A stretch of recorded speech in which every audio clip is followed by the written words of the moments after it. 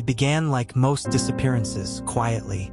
Over a span of 4 years, dozens of wealthy individuals from both rural towns and major U.S. cities vanished under suspicious circumstances. From CEOs to real estate moguls and even public officials, the only common thread was the cryptic ransom calls that followed. Distorted voices demanding millions or silence. Those who paid survived. Those who hesitated never heard from their loved ones again. As the body count grew and law enforcement officers were ambushed during rescue attempts, the case evolved from a kidnapping spree to a direct threat to national security. When Senator Harold Lancaster went missing following a high-profile fundraiser in upstate New York, the case exploded onto the national stage. A multi-agency task force was assembled: FBI, U.S. Marshals, cybercrime units, and local authorities. But the trail was cold. The kingpin behind the crimes was a ghost. No fingerprints, no known associates, and no paper trail. Until one man cracked. A former gang member, once loyal to the operation, turned informant after learning that his own daughter had been targeted. What he revealed would shatter every assumption investigators held. The name stunned the task force: Raymond Cole. Cole was a respected businessman and philanthropist, widely known for funding youth programs, rebuilding inner-city schools, and advocating for second chances. His public persona was flawless. He rubbed shoulders with politicians, attended charity galas, and preached reform. But behind closed doors, he ran a vast interstate kidnapping ring.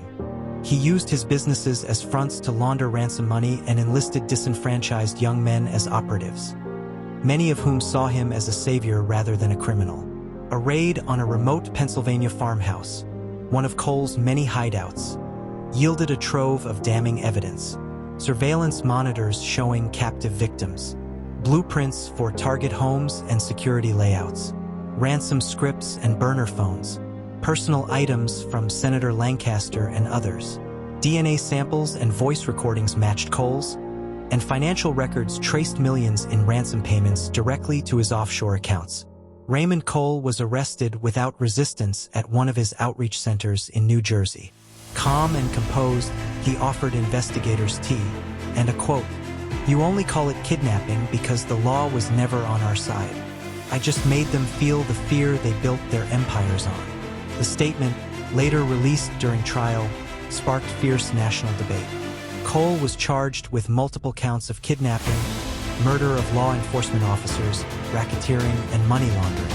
The courtroom was filled with victims' families, each demanding justice. The prosecution painted a picture of a manipulative predator. The defense tried to portray him as a social vigilante gone too far.